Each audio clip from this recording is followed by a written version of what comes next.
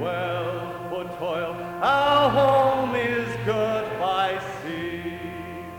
Our land abounds in nature's gifts of beauty rich and rare. In history's page let every state advance Australia fair. In joyful strains then let us sing, advance Australia fair.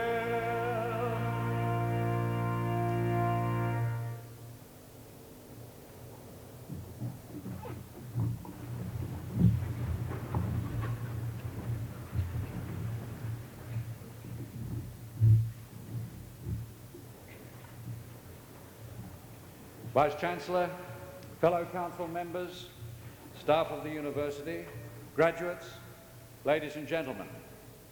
To members of a university, a ceremony for presentation of awards is a particularly important and happy occasion. And with weather like today in Newcastle, how happy it can be. To all of you, I extend a warm welcome. To graduates, I offer congratulations and best wishes. The university's mission commits it to achieving international excellence in education and research. It is also committed to work through partnerships for regional, national and global enrichment. Our university's record of achievement, particularly in research, is outstanding.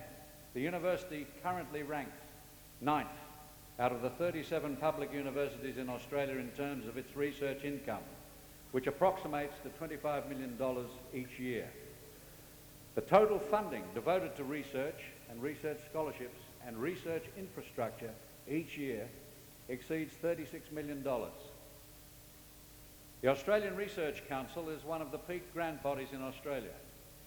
For ARC grants commencing in 1999, the university had the highest success rate of all the Australian universities in the very competitive bidding process for research funds. The university has 15 research centres and institutes, over 50 research programs of international repute, over 950 research masters and Doctor of Philosophy candidates.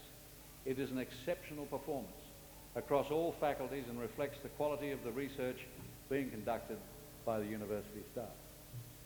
More generally, these achievements are also significant because good research feeds into teaching, which at the University of Newcastle reflects cutting-edge technologies. Education today is about the acquisition of lifelong learning skills. I believe that our graduates today will in the future make significant contributions in the local, national, and in the case of some, in the international community. I take this opportunity to remind those receiving their testaments today that as graduates of the university, you automatically become members of Convocation. You thus join more than 45,000 other graduates and have an opportunity, through elected representatives, to become involved in the governance and developments of the university. I now call on the Dean of the Faculty of Engineering to present graduates from that faculty.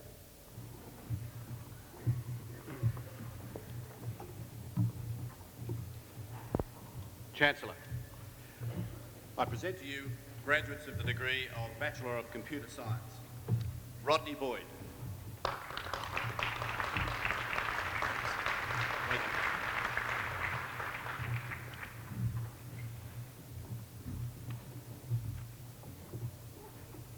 Bradley Carthew.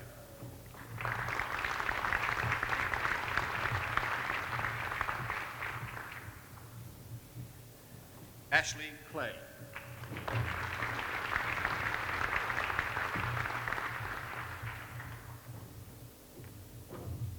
Troy Davies.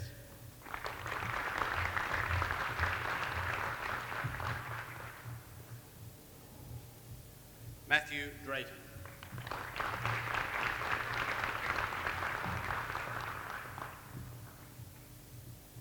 Cameron Dwyer.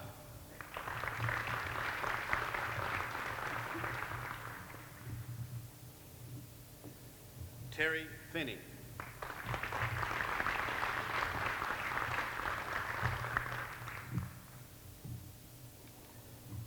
Stuart Heckenberg.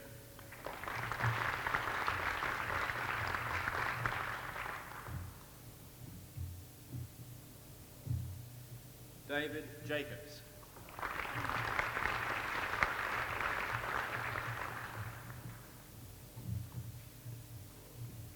Matthew Lenton.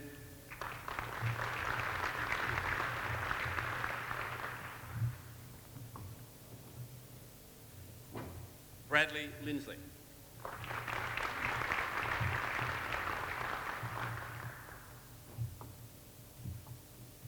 John Mabbott.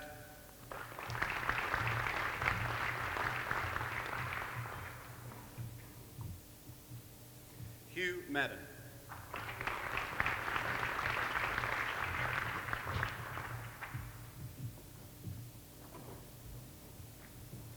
Glenn Moore.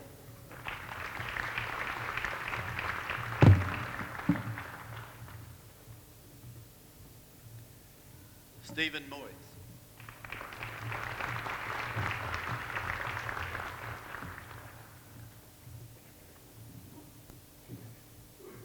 Grant Mulligan.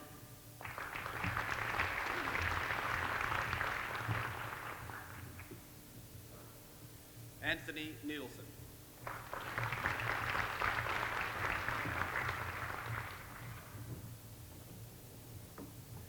Peter Neville.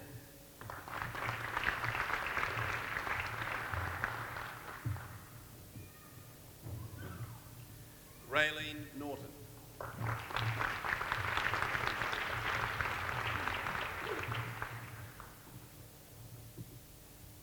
Michael O'Connor.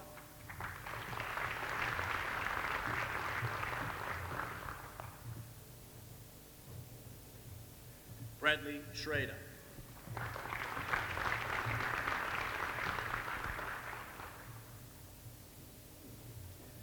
Sean Shanahan.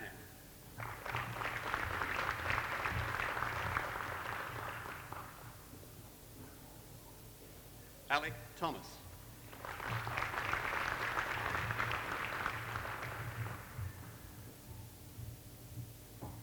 Timothy Weavers.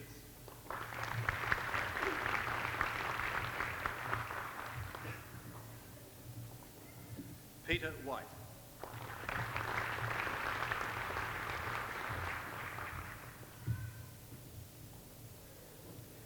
Jeremy George Wright.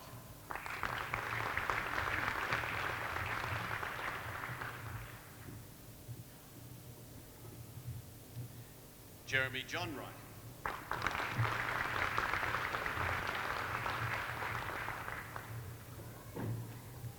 Mi Young Yu.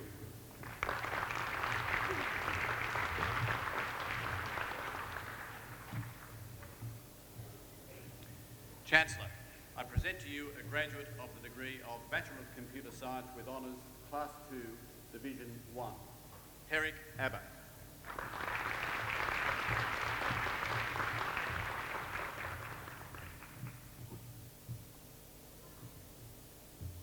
Chancellor, I present to you a graduate of the degree of Bachelor of Computer Science with Honours, Class 1, Joel Fenwick.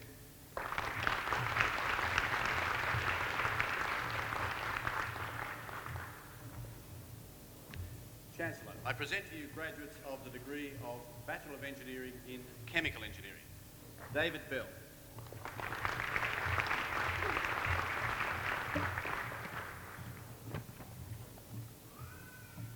Peter Colinas.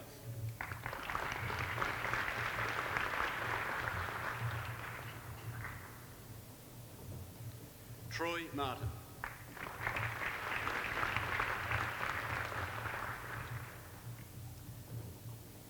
Michael McGregor.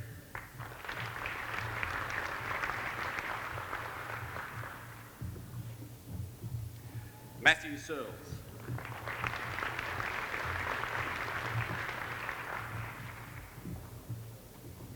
Chancellor, I present to you graduates of the degree of Bachelor of Engineering in Chemical Engineering with Honours, Class 2, Division 2, Benjamin Cooper.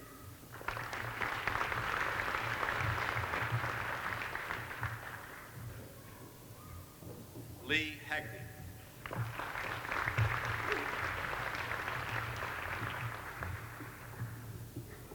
Jason Hartman.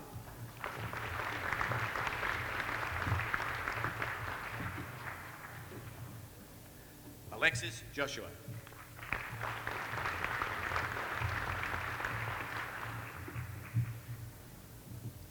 Alec Liddell.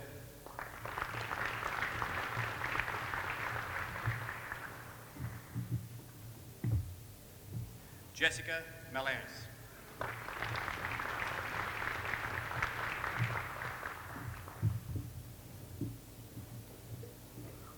Philip Morgan.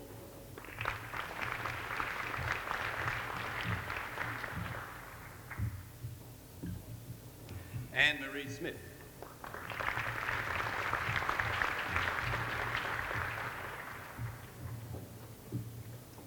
Matthew Trickey.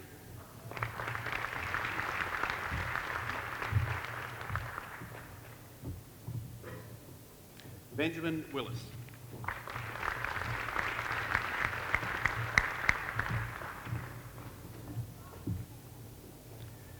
Chancellor, I present to you graduates of the degree of Bachelor of Engineering in Chemical Engineering with honours Class 2, Division 1. Warwick Bagnall.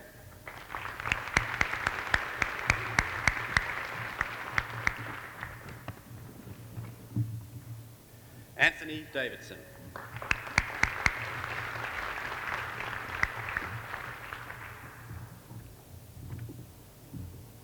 Chancellor, I present to you graduates of the degree of Bachelor of Engineering in Chemical Engineering with honours Class 1.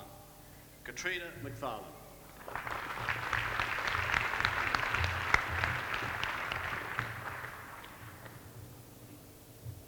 Katie Stein.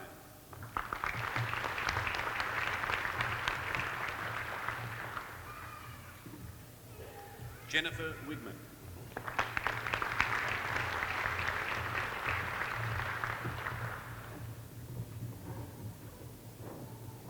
Chancellor, a university medal may be awarded to a candidate who has achieved first-class honours and displayed outstanding ability. In assessing ability, the graduate's record throughout the whole degree course is taken into account. In addition to achieving consistently high grades, the graduate must have completed at least half of their degree requirements at this university. Chancellor, I present to you graduates of the degree of Bachelor of Engineering in Chemical Engineering with honours Class 1 and the university medal. Paul Donaldson.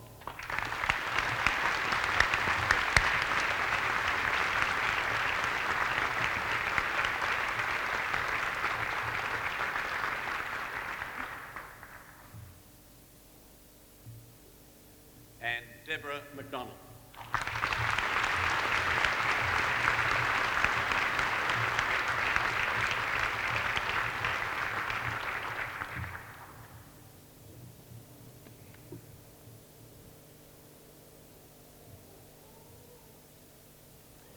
Chancellor, I present to you graduates in the degree of Bachelor of Engineering in Civil Engineering. Samuel Byrne.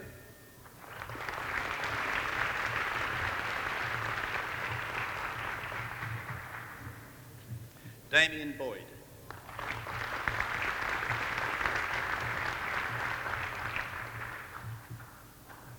Anthony Carson.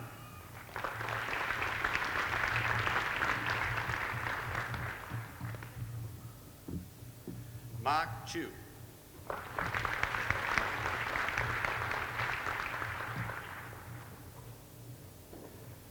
Michael Dunn.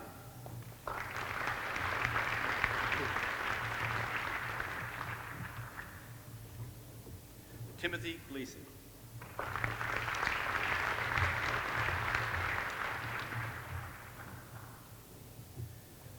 Michael Grogan.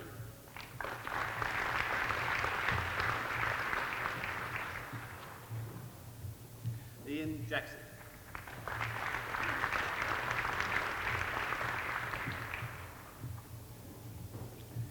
Warwick Schroeder.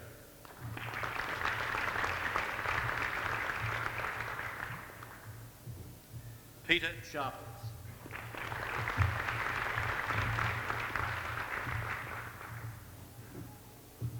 Graham Stacey.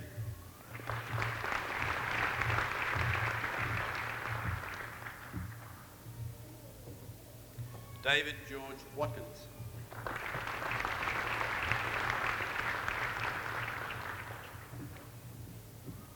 Michael Watts.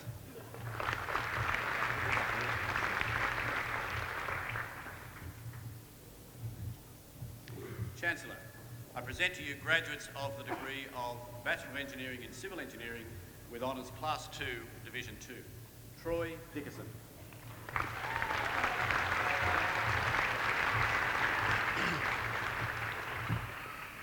Adrian Dine.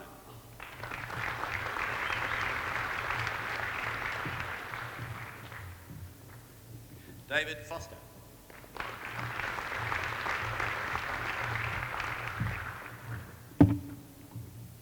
Stephen Sheen.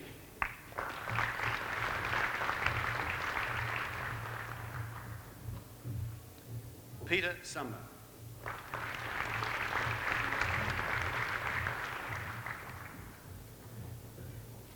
Hugh Williams.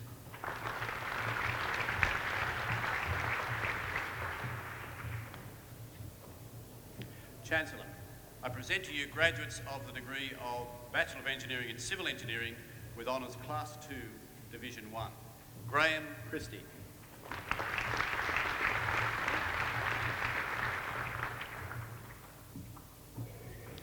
Benjamin Curran.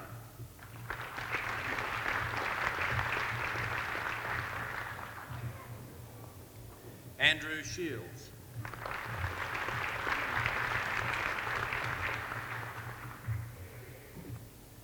Damien Waring Flood.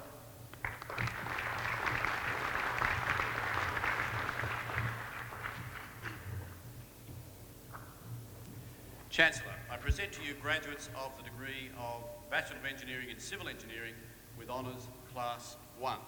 Petrus Silenus.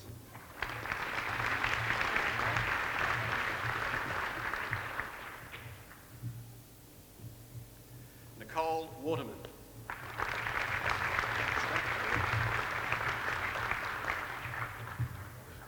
Scott Watson.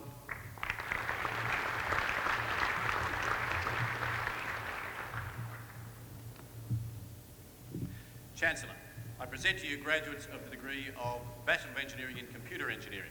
Jeffrey Boslam.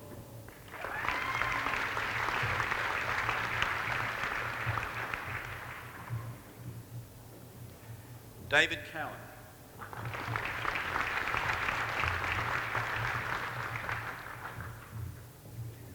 Nathan Goodchild.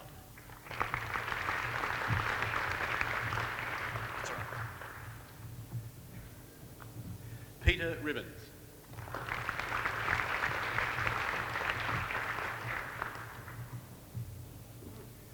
Victor Sewang.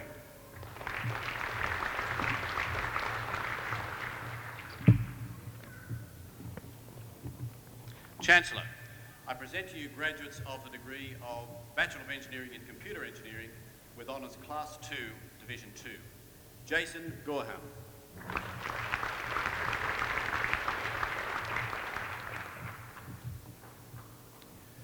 Graham Russ.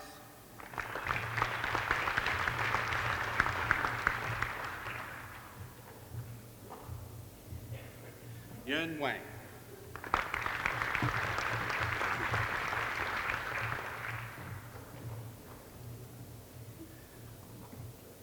Mark Waterman.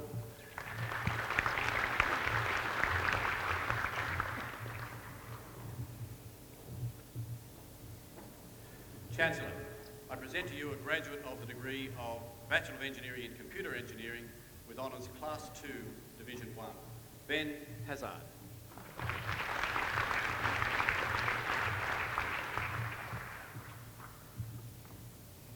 Chancellor, I present to you a graduate for the award of the combined degrees of Bachelor of Engineering in Computer Engineering with Honours Class 2 Division 1 and Bachelor of Computer Science. The graduate has studied for both awards simultaneously. Timothy Schmidt.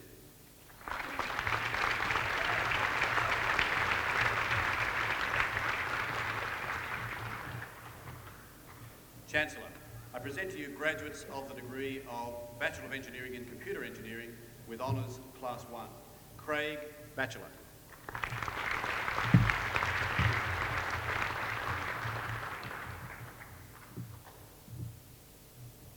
Andrew Harvey.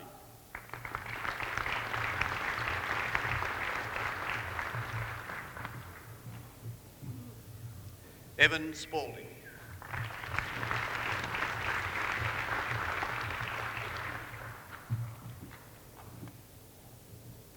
Chancellor, I present to you a graduate for the award of combined degrees of Bachelor of Engineering in Computer Engineering with Honours Class 1 and Bachelor of Computer Science. The graduate has studied for both awards simultaneously. Bradley Hawkes.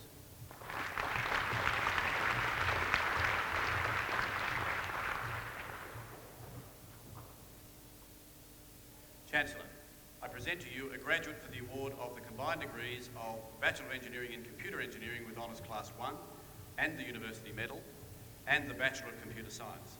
The graduate has studied for both awards simultaneously. Nathan Clement.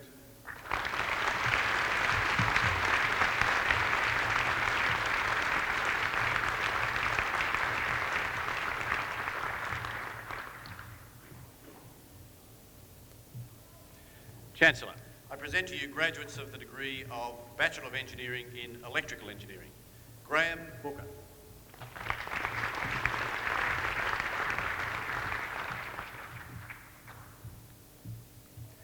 Elizabeth Carpio.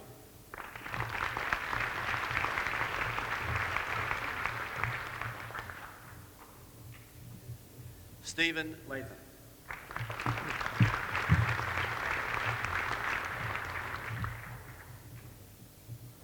Darren McGilgrave.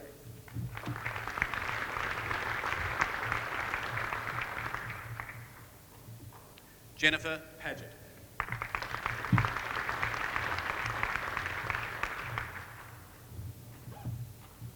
Dennis Pearce.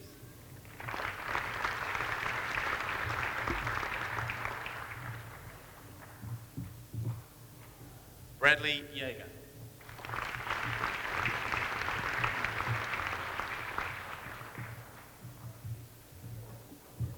Chancellor, I present to you graduates of the degree of Bachelor of Engineering in Electrical Engineering with Honours Class 2, Division 2. Ryan Hudson.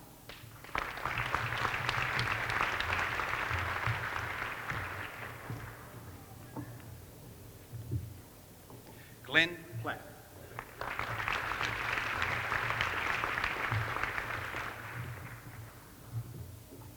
Paul Terry.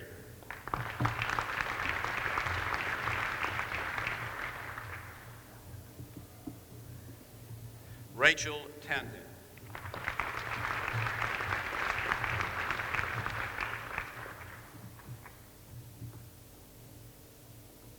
Chancellor, I present to you graduates of the degree of Bachelor of Engineering in Electrical Engineering with Honours Class 2, Division 1. Scott Kroll.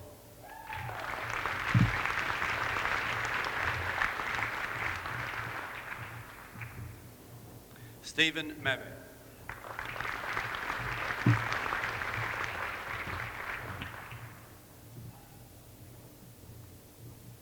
Chancellor, I present to you graduates of the degree of Bachelor of Engineering in Electrical Engineering with Honours Class 1. Rodney Abel.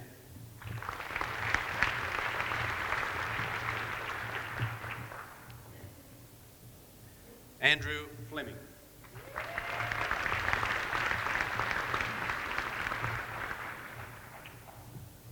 Gary Johnson.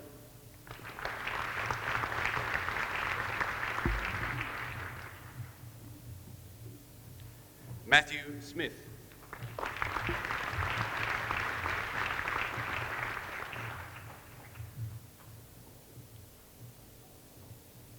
Chancellor, I present to you a graduate for the award of the combined degrees of Bachelor of Engineering in Electrical Engineering with Honours Class 1 and Bachelor of Computer Science.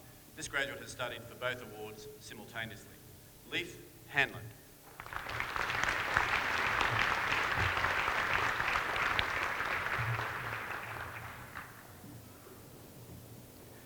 Chancellor, I present to you a graduate for the award of the combined degrees of Bachelor of Engineering in Electrical Engineering with Honours Class 1 and Bachelor of Mathematics.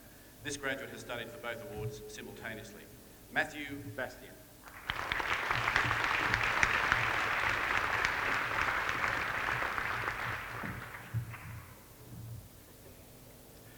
Chancellor, I present to you a graduate for the award of Bachelor of Engineering in Electrical Engineering with Honours Class 1 and the University Medal. Sarah Johnson.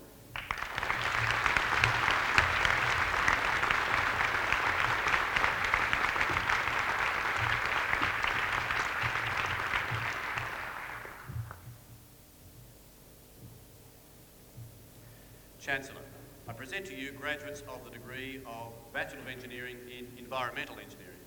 Carmen Descent.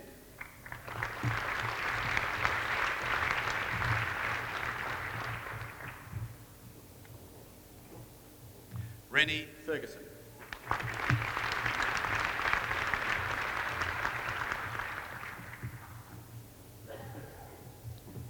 Benjamin Fulliger.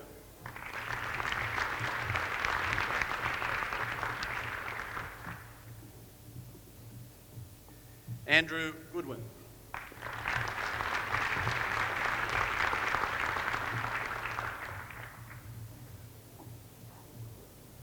Rebecca Grant.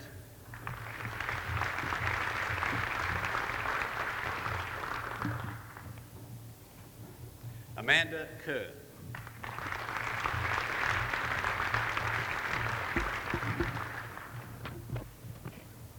Paul Turin.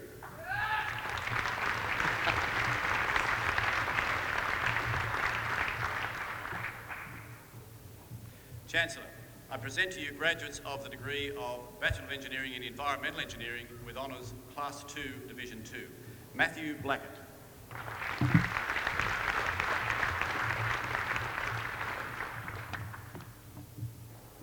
Nigel Bosworth.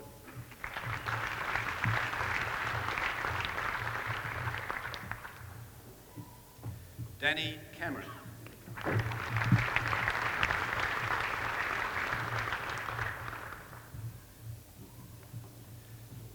Nigel Katsikiris.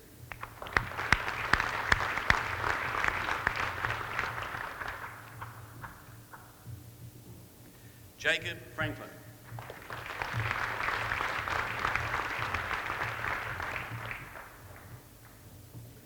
Christopher Govers.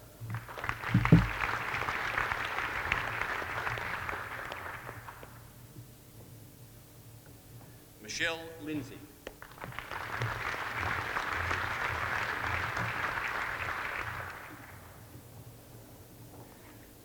Nicholas Robinson.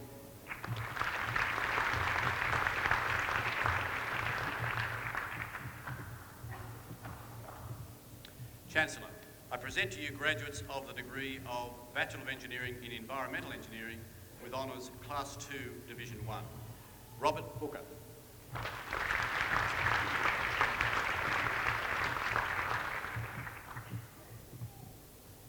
Howard Bridgman.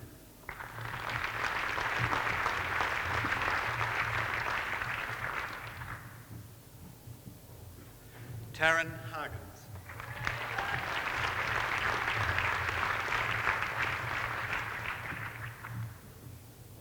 David O'Toole.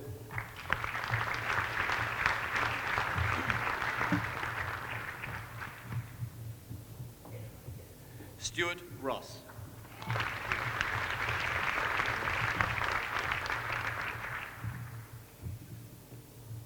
Chancellor, I present to you a graduate for the award of combined degrees of Bachelor of Engineering in Environmental Engineering with Honours Class 2 Division 1 and Bachelor of Science. The graduate has studied for both awards simultaneously. Brendan Robinson.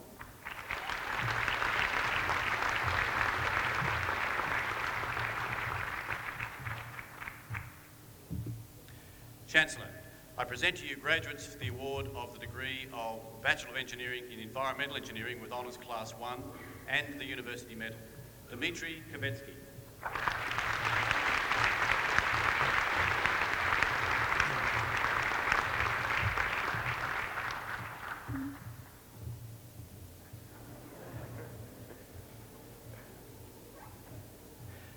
And Eric Wingate.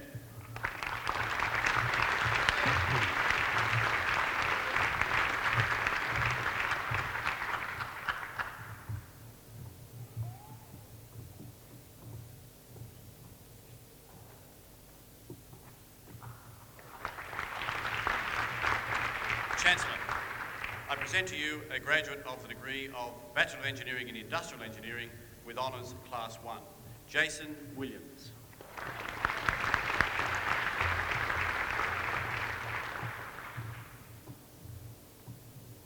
Chancellor, I present to you graduates of the degree of Bachelor of Engineering in Mechanical Engineering, Roberto de Toffol.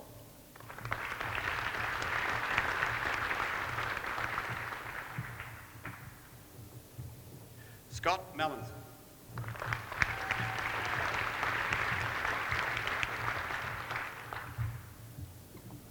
Calvin Mitchell.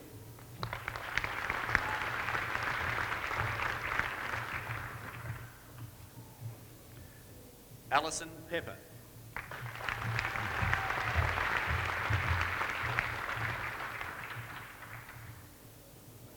Adrian Somaraba.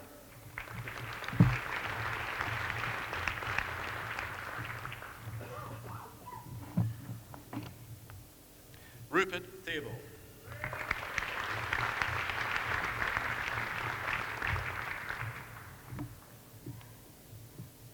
Chancellor, I present to you a graduate of the degree of Bachelor of Engineering and Mechanical Engineering with honours Class 2, Division 2, Simon Finlay.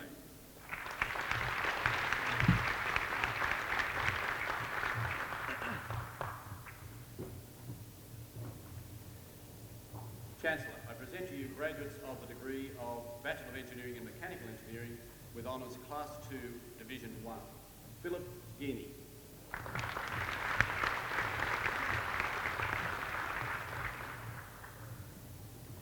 David Kingston.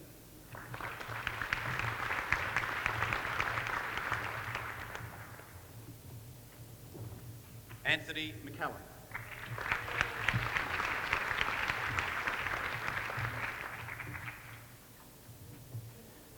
Darren Rossington.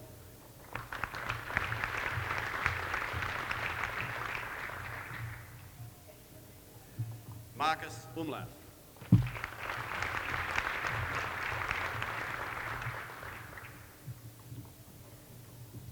Chancellor, I present to you graduates of the degree of Bachelor of Engineering and Mechanical Engineering with honours Class 1, Mohammed Khamis.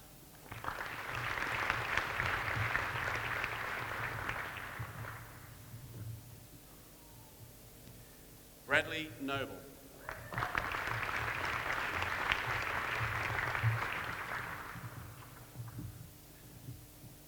Stuart Phillips.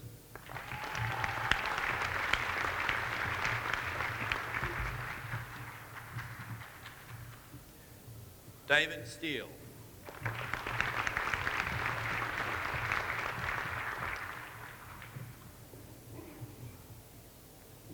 Chancellor, I present to you a graduate of the degree of Bachelor of Engineering and Mechanical Engineering with honours Class 1 and the University Medal, Stephen Bartlett.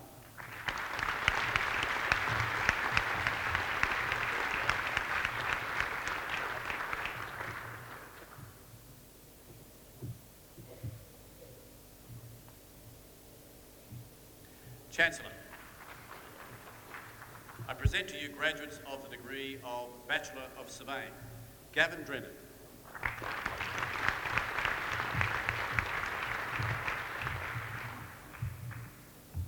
Trevor Dwyer.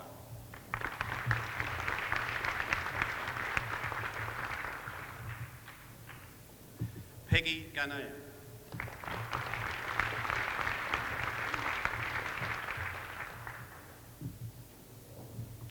Jason Harmon.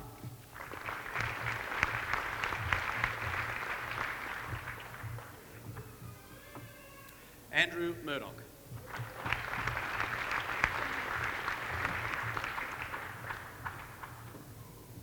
Gregory Pettit.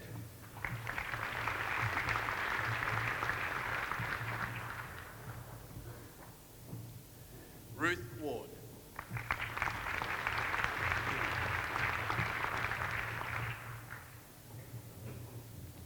Craig Williamson.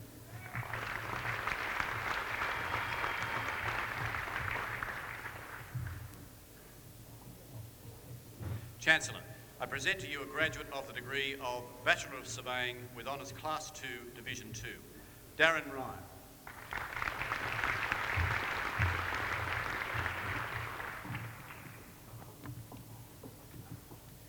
Chancellor, I present to you a graduate for the award of the combined degrees of Bachelor of Surveying with honours Class 2 Division 2 and Bachelor of Engineering in Civil Engineering with honours Class 2 Division 2, The graduate has studied for both awards simultaneously. Robert Paquet.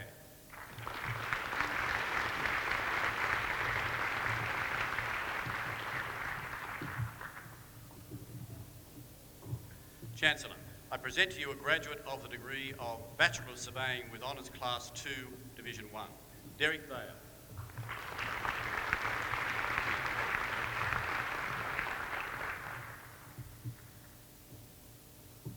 Chancellor, I present to you graduates for the award of the combined degrees of Bachelor of Surveying with Honours Class 2, Division 1 and Bachelor of Engineering in Civil Engineering with Honours Class 2, Division 2. The graduates have studied for both awards simultaneously. Natasha Adam.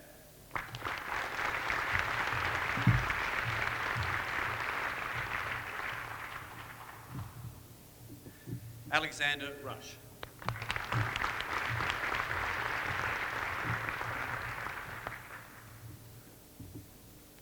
Chancellor, I present to you a graduate of the degree of Bachelor of Surveying with Honours Class 1, Peter Phillis.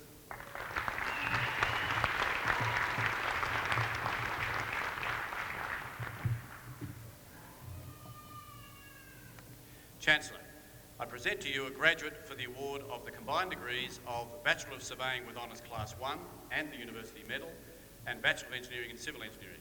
The graduate has studied for both awards simultaneously. Michael Ward.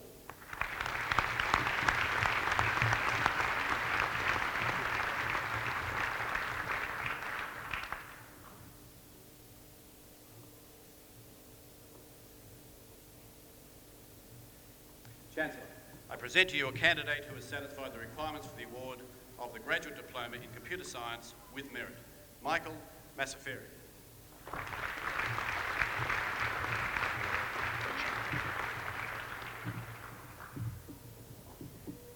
Chancellor, I present to you a graduate of the degree of Master of Engineering Science, Industrial Systems, Noyan Erchan.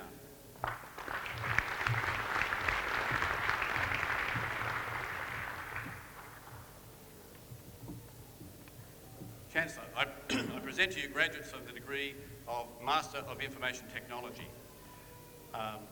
Farpafadi Hong Charan Sirikan.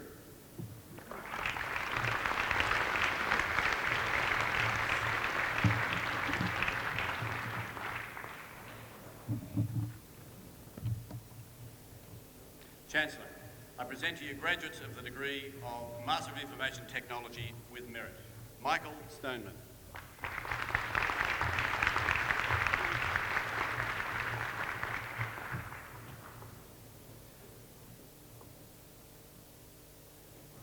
Chancellor, that concludes the presentation of graduates from the Faculty of Engineering.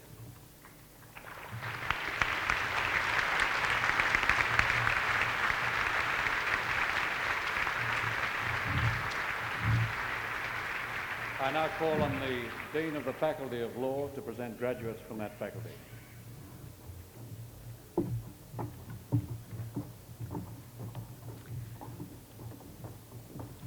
Chancellor, I present to you graduates of the degree of Bachelor of Laws. Jason Bailey.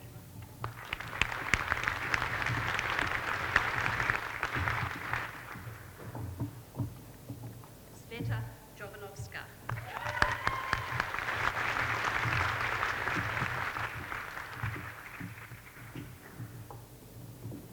Shane Matthews.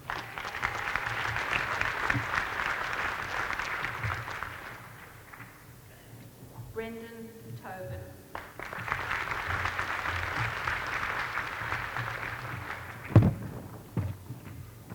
Stacey Warren.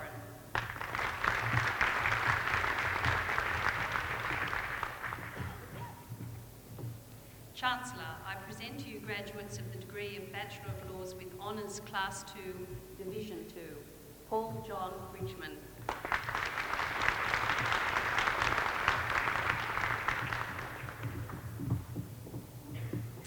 Libby Peacock.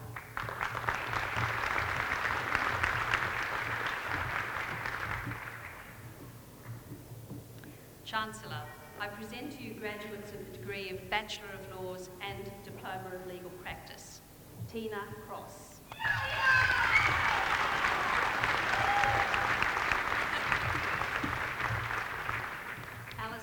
Hobbs.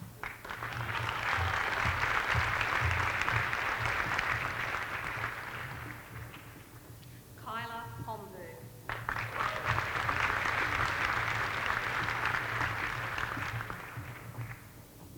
Christy Howson.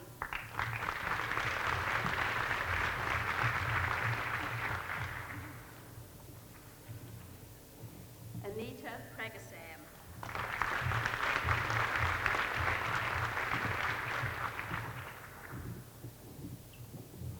Matthew Raper.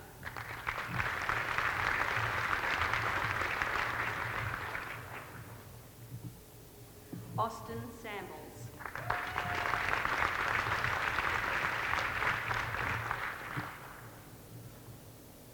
Robin Sanders.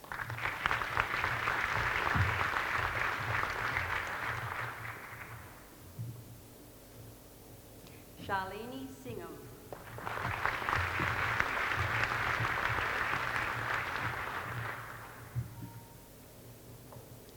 Susie Stojanovsky.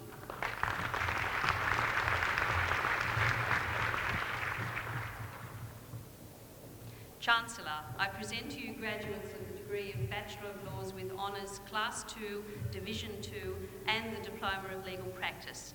Deborah Allen.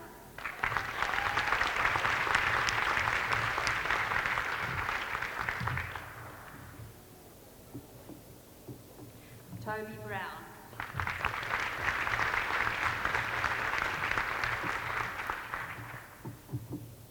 Matthew Finn.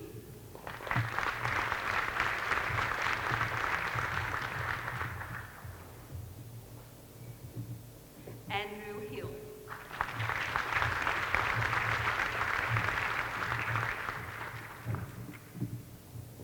Valentina Kaiser.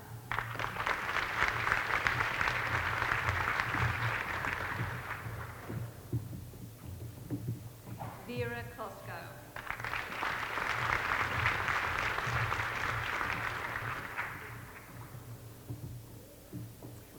Wendy McKinnon.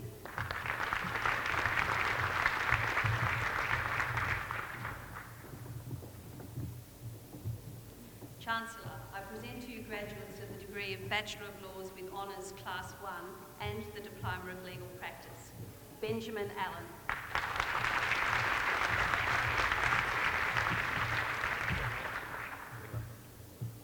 Jeffrey Hallman.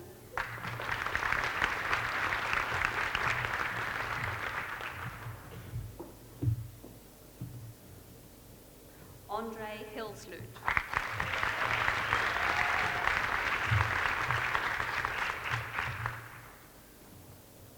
Robert McCallum.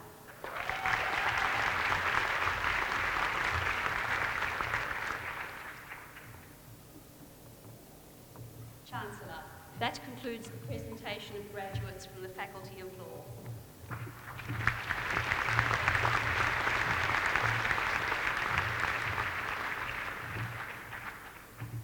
I call on the Deputy Vice-Chancellor Research to present Research Higher Degree graduates. Chancellor, the degree of Doctor of Philosophy is awarded to a graduate who has successfully completed a prescribed program of studies, principally of research. A thesis embodying the outcomes of the research is the principal basis of examination. The degree is only awarded if the thesis makes a significant and original contribution to knowledge and to the understanding of the field of knowledge with which it is concerned.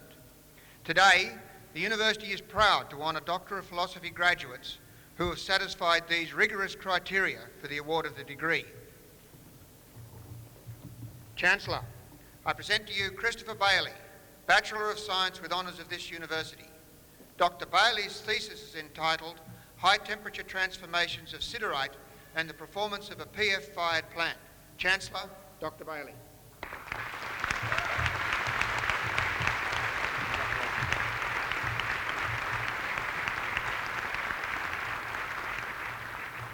Chancellor, I present to you Gurong Kai, Master of Applied Science of Swinburne University of Technology. Dr. Kai's thesis is entitled Rainfall Runoff Model Improvements, incorporating a dynamic wave model and synthetic stream networks. Chancellor, Dr. Kai.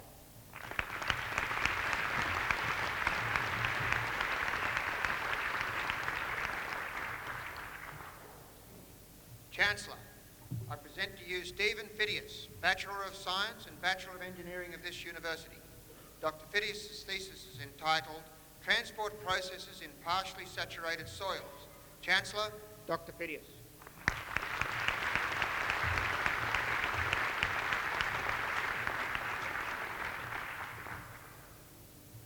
Chancellor, I present to you Craig Gardner, Bachelor of Engineering in Naval Architecture of the University of New South Wales. Dr. Gardner's thesis is entitled Corrosion Analysis of Bulk Carriers. Chancellor, Dr. Gardner.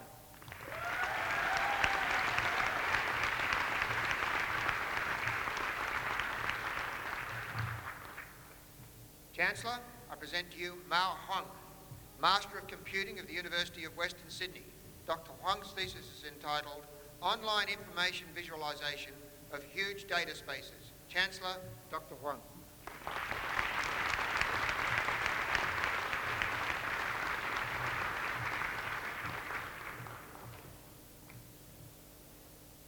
Chancellor, I present to you Weisu Su, Master of Engineering of Southeast University of Nanjing. Dr. Su's thesis is entitled Robust Stabilisation of Nonlinear Systems with Structural Uncertainties. Chancellor, Dr. Su.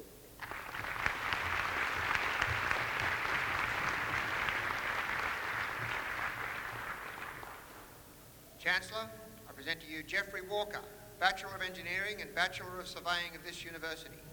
Dr. Walker's thesis is entitled Estimating Soil Moisture Profile Dynamics from near-surface soil moisture measurements and standard meteorological data. Chancellor, Dr. Walker.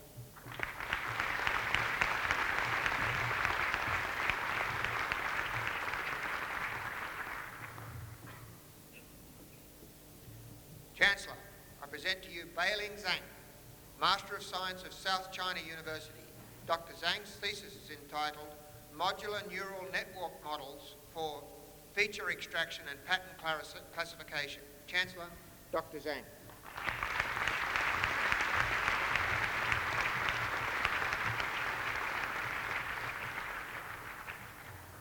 Chancellor, that concludes the presentation of research higher degree graduates.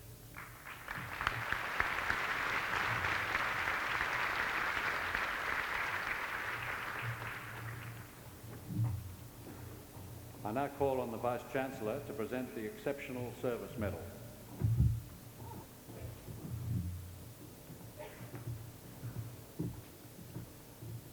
Chancellor, I have pleasure in presenting to you Miss Suzanne Dorahy to receive the Exceptional Service Medal. Chancellor, Suzanne Dorahy began her career in 1968 with the University of Newcastle as a stenographer in the Department of Electrical Engineering under the headship of Professor Brian Anderson. The majority of those 32 years, however, were spent in the Department of Classics, to which she transferred in 1969. Here she began a long association with the Professor of Classics, Godfrey Tanner. This was an association which was to provide the basis for her later success in the higher levels of university administration. First, she learnt to decipher the professor's handwriting, as well as master the Sanskrit, Greek and Latin languages. Suzanne Dorahy then developed a range of organisational and administrative skills which facilitated the smooth operations of the Department of Classics. Her reliability and skills enabled Professor Tanner to increase his involvement in the life of the university and the community. As a result, she became an expert in issues relating to the University Union, the Sports Union, the Faculty of Arts, the University Council, the Anglican Church, the HSC Latin and Greek syllabus committees, as well as several international organisations. She also became the anchor, the person who could be relied on to assist the person in need, be it a student requiring an extension on an essay or an international scholar in search of a friendly ear and a little direction. In 1989, Suzanne was appointed Executive Secretary to the Deputy Vice-Chancellor Academic, Professor Michael Carter. Here again, she was called on to display her considerable administrative and people skills. The office called for tact, diplomacy and confidentiality in the handling of sensitive issues like academic promotions, selection of professors and the award of tenure. Suzanne Dorahy's exercise of discretion in these matters won her great respect from all quarters. In 1993, Suzanne was appointed Executive Secretary to the Vice-Chancellor, a position she held until her retirement on the 18th of April this year. In this position, Suzanne Dorahy worked indefatigably and selflessly to support the work of the Vice-Chancellor and the Vice-Chancellor's office. By all those who worked with her, Suzanne Dorahy is respected for her professionalism, her integrity and humility. By those who have come to know her well, she was cherished for her friendship, her humanity and her compassion. Her vision is one that has inspired many. It is a vision of a community which works for the common good, where communication is a vital and necessary instrument, and where loving care is a dynamic ingredient for growth. Through this vision, which she has acted upon with deeds rather than articulated in words, Suzanne has inspired all of those students and staff who are fortunate enough to know her in the many and varied roles she has held within this university. Chancellor, in 1997, the Council of the University resolved to establish the Exceptional Service Medal. This medal may be awarded by the Council to recognise exceptional and sustained contributions by a staff member, former staff member or a member of the community towards some aspects of the university's activities. Chancellor, it is with my pleasure to present to you Suzanne Dorahy for the award of the Exceptional Service Medal.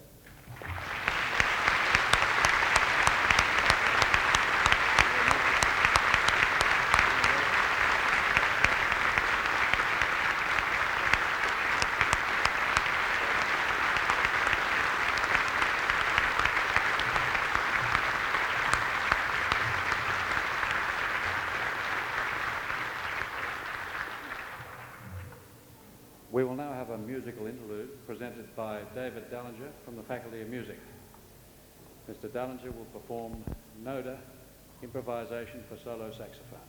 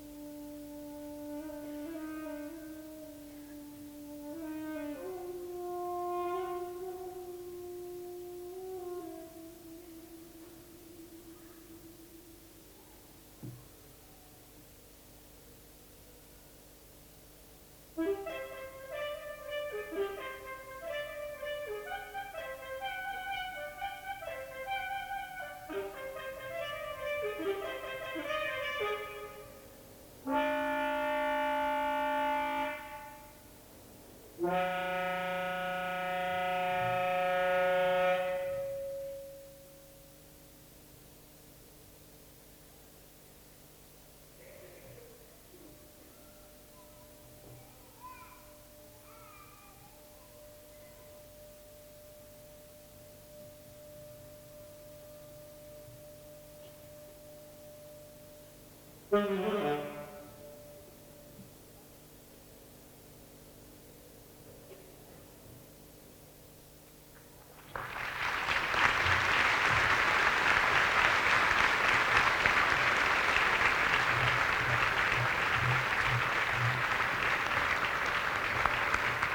very much, Mr. Dallinger.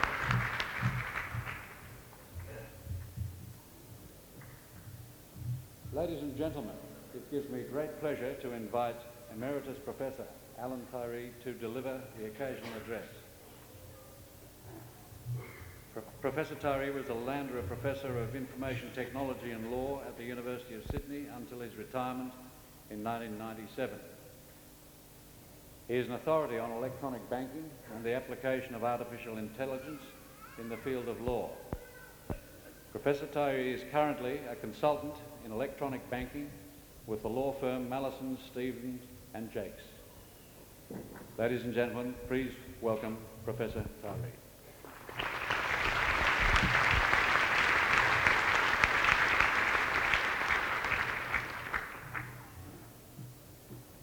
Chancellor, Vice Chancellor, members of the Council, staff of the University, families, friends of the graduates, and of course, most importantly of all, the graduates.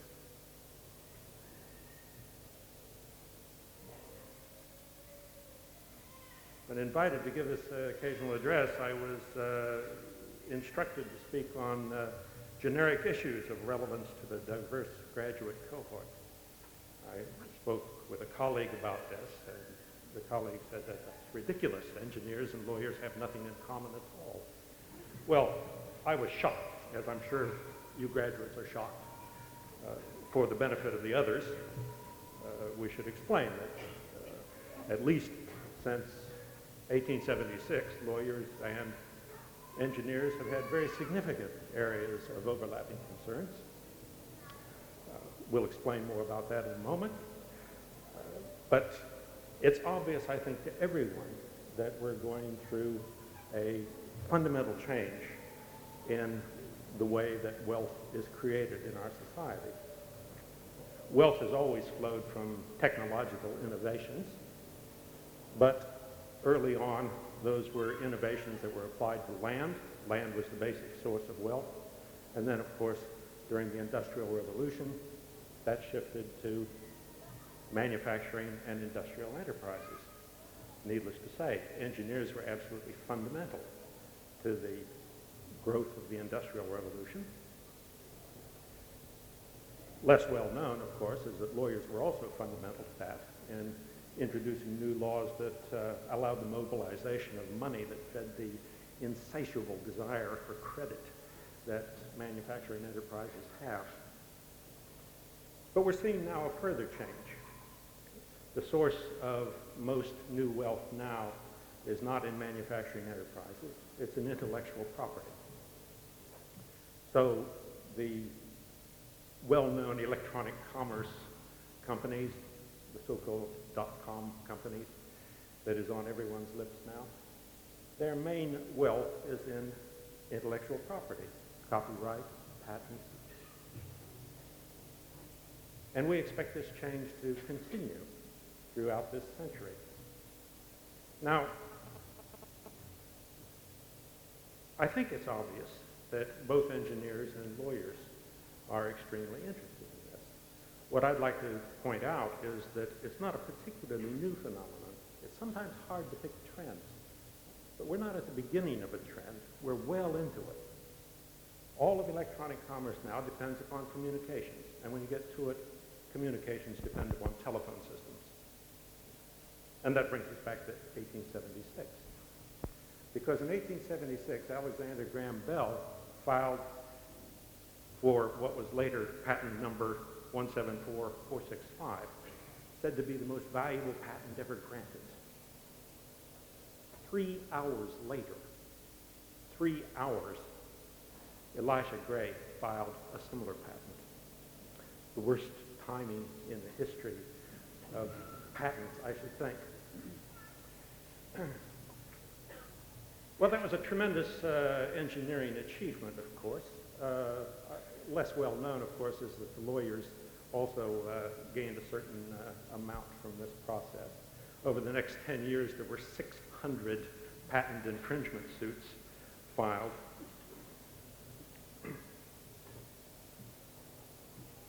Then, as now, innovators had trouble raising money.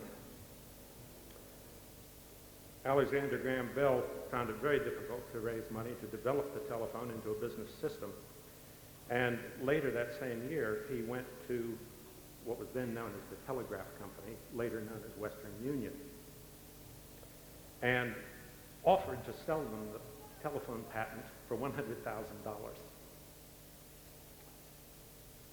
What a bargain. The chairman of the company, I think, must have been an ex-academic, because his reaction was to appoint a committee to look into it. The committee reported back. It's entertaining enough. I'll read you a small extract from the committee's report. The telephone purports to transmit the speaking voice over telegraph wires. We found that the voice is very weak and indistinct and grows even weaker when long wires are used between the transmitter and the receiver. Technically, we do not see that this device will ever be capable of sending recognizable speech over a distance of several miles. Mr. Bell wants to install one of his telephone devices in every city. The idea is idiotic on the face of it. Furthermore, why would any person want to use this ungainly and impractical device when he can send a message to the telegraph office and have a clear written message sent to any large city? A little later on in the report, they adopted what I call the "not invented here" excuse. The electricians of our company have developed all significant improvements in the telegraph art to date, and we see no reason why a group of outsiders with extravagant and impractical ideas should be entertained when they have not the slightest idea of the true problems involved. Engineers got it wrong. The engineers of the Western Union Telegraph Company. Bell had the last laugh. 3 years later, he acquired a controlling interest in the Western Union. Well, in case lawyers are feeling smug, let me suggest to you that the lawyers didn't always get it right either. In the United Kingdom, we ended up with a judicial inquiry that declared that the telephone was a species of telegraph. So what, I hear you say? So what, of course, was that it then fell under the government monopoly and was therefore thereafter run by the post office.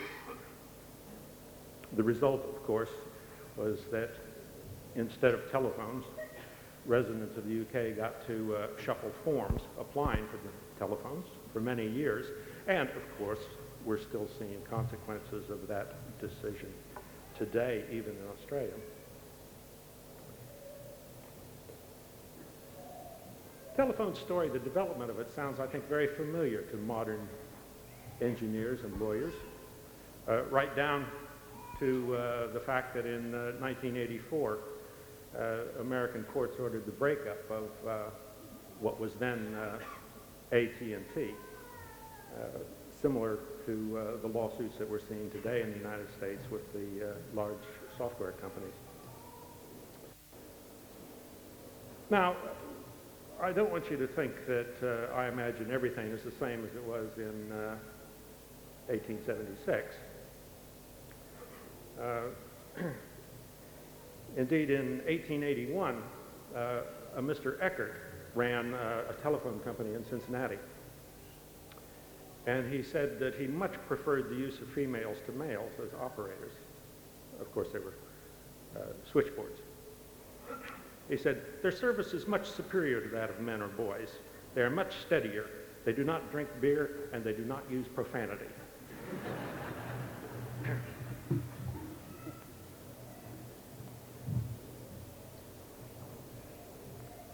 Be nice to see Mr. Eckert back in the year 2000, wouldn't it? So you see, with the development of electronic commerce and communications, lawyers and engineers have a great deal in common.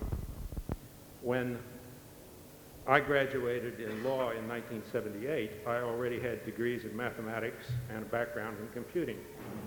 And the dean of the law faculty at that time said, "It's too bad, Alan, that your first degrees aren't in anything useful." This is just 22 years later, and it's hard to imagine anyone saying that. The future of engineers and of scientists and of lawyers is inextricably intertwined. I hope that the family of the new graduates will forgive me for what I'm about to say now. But in 5 or 6 years' time, I'd like to come back and see many of you with engineering degrees receiving your law degree, and many of you with your law degrees now coming back and receiving your degrees in engineering. Congratulations to you all. I think that you live, as they say, in very interesting times. Thank you.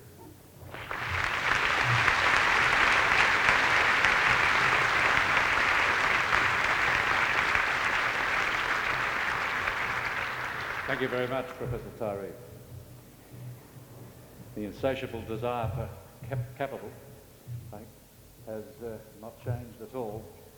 And even though the e-com companies find difficulty in finding things to really sell, they certainly still have a great desire for cash. And no doubt many of our graduates today will be involved in activities of that sort that require engineering skill and legal skill, as you described. I now have great pleasure in inviting Mr. Robert McCallum to speak on behalf of the graduates.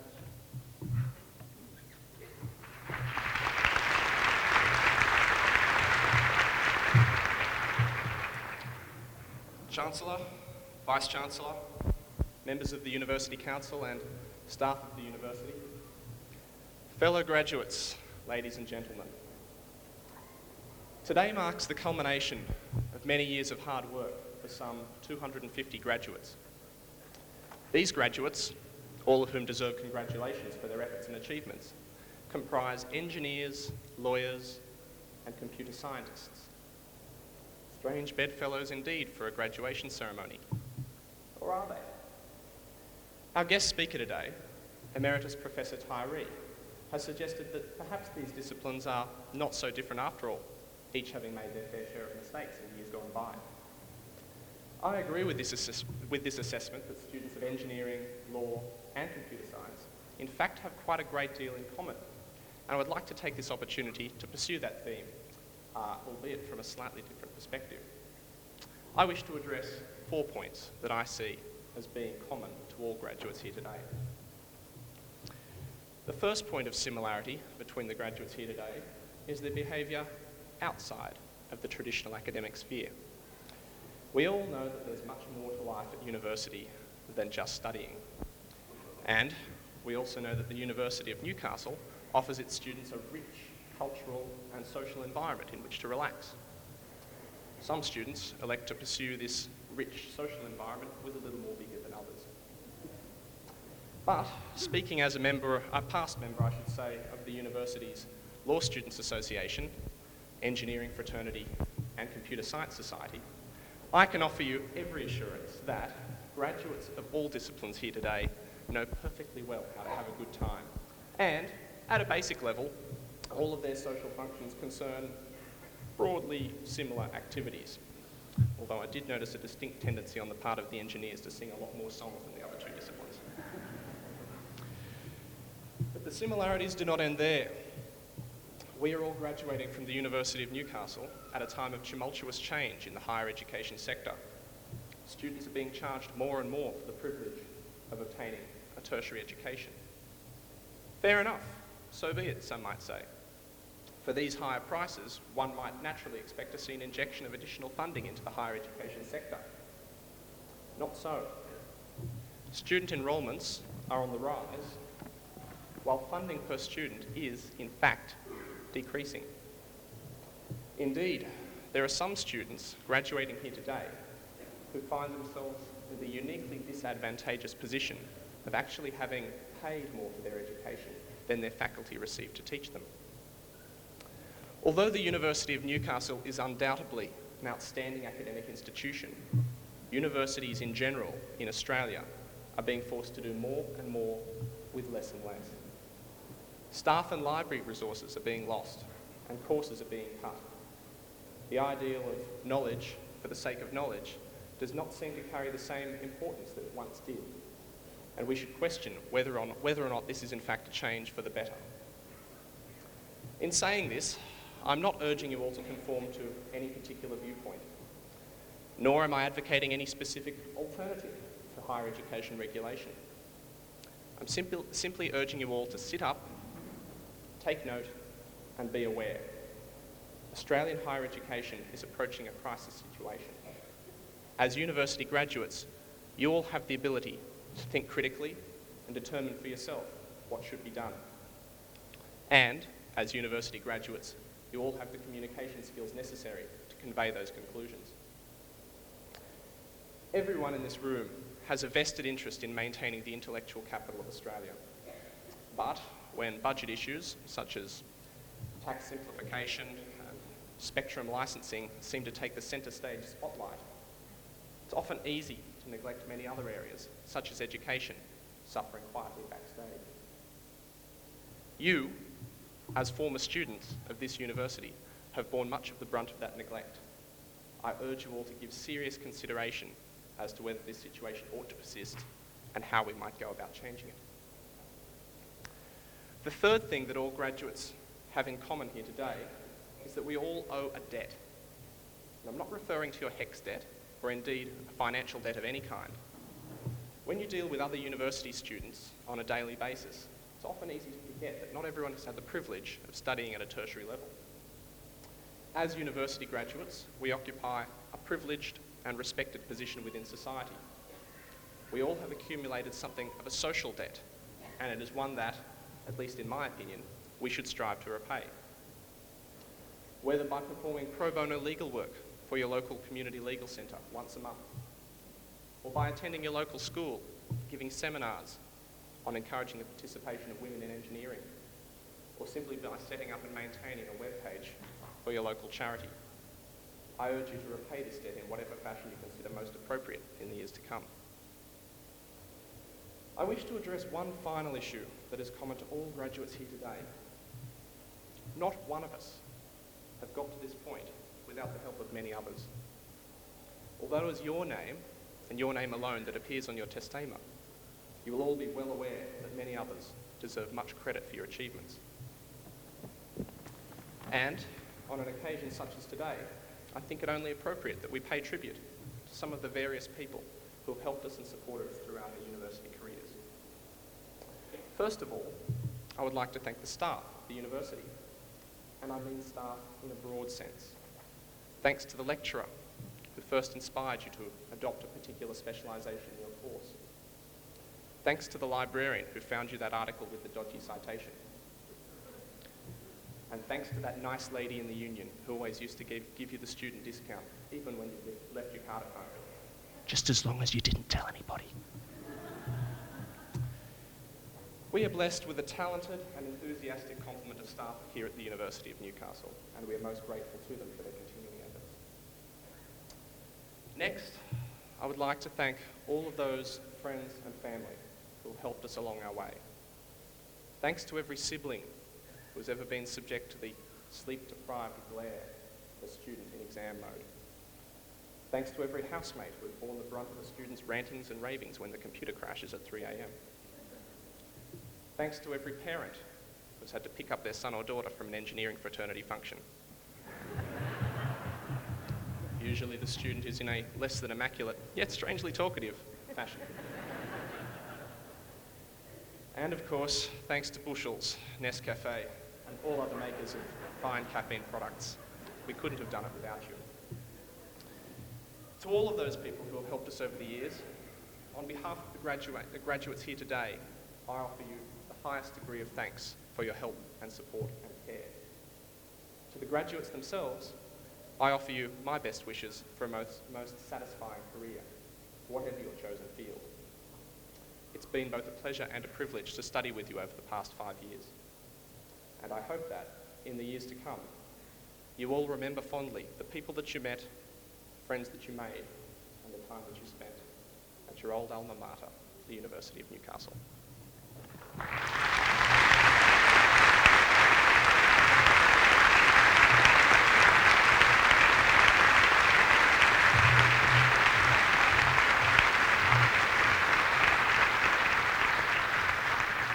Thank you, Mr. McCallum, for your speech.